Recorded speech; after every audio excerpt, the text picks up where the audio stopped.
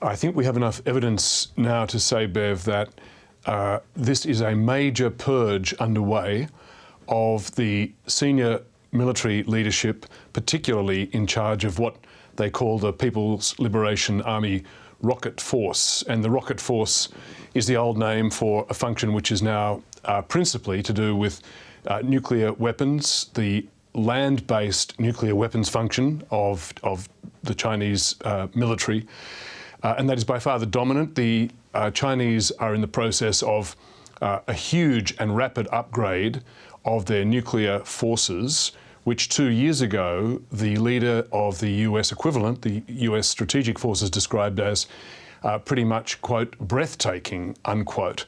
So they're in the middle of a major upgrade and increase of their nuclear capability. And at the same time, the President, Xi Jinping, has launched what is now a thoroughgoing purge of that branch.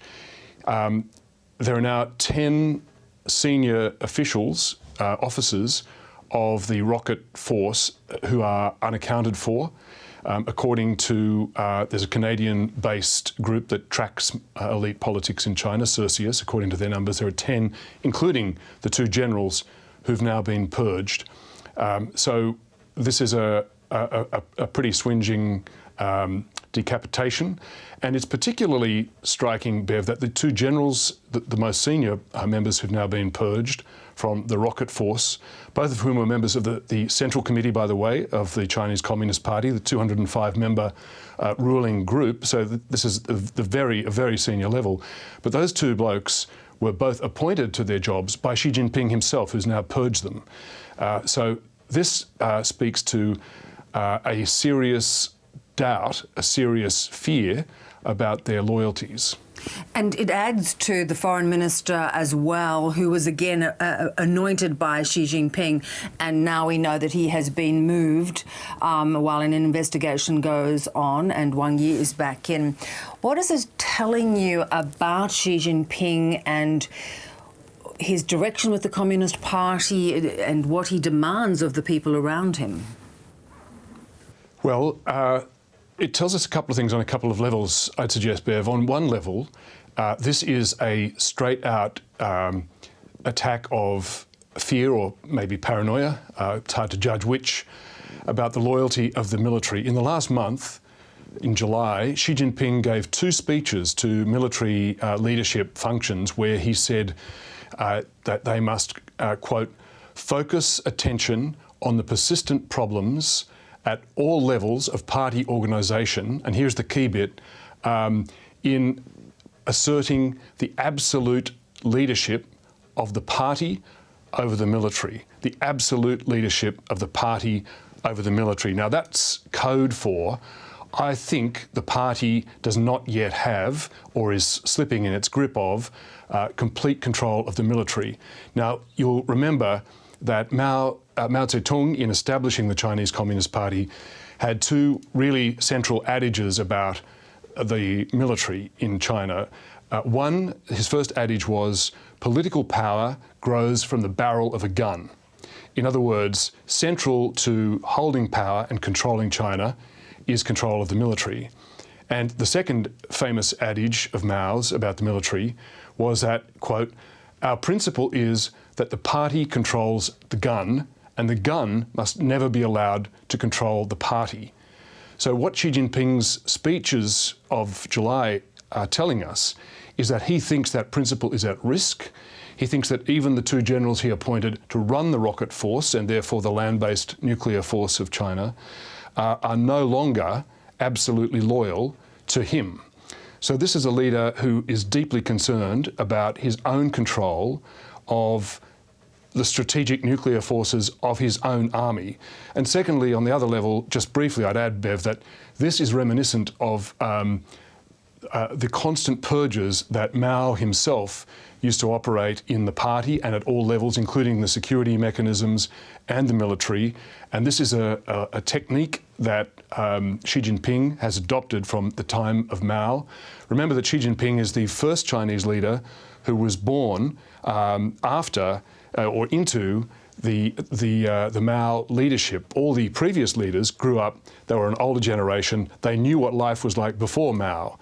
Xi Jinping did not, and he's adopted Mao's control technique of constant rectification campaigns and purges. A few years ago, it was the domestic security apparatus. Now it seems to be a full-on purge of the military. So that's a second characteristic that I think we can draw from this episode. Yeah, something, it's sort of a legacy that he carries. What does it tell you about their nuclear direction at a time when there are quite a few questions being raised, of course, even by this mega hit biopic Oppenheimer, who, of course, created the nuclear weapon? Are countries having pause? Are they thinking about how they use nuclear weaponry into the future? I think the biggest attention getter in this realm is Vladimir Putin in his invasion of Ukraine, who from the very beginning of that invasion and almost monthly now, either he or someone senior in his regime uses some pretty loose talk about nuclear weapons as some sort of intimidation factor, I think to try and bluff the Ukrainians or their allies into complicity. And of course, it hasn't worked, but it has focused a lot of attention. Again, it's got new attention to an old threat, which is the threat of nuclear war. And the Oppenheimer movie that you mentioned, which is almost as popular at the box office as Barbie, but not quite. So some heights that it can't be scaled even by nuclear war, has brought with Putin having, if you like, titillated that old fear. The Oppenheimer movie is now bringing a new generation into the origin story of nuclear weapons and the threat that they pose. Yeah, indeed. And, you know, the former President Dmitry Medvedev's warning to Ukraine, would that give China pause, do you think, if Russia was tempted to use some form of nuclear weaponry? Well, Xi Jinping actually exercised some responsible international leadership a few months ago when Putin had been talking again about using nuclear weapons against Ukraine.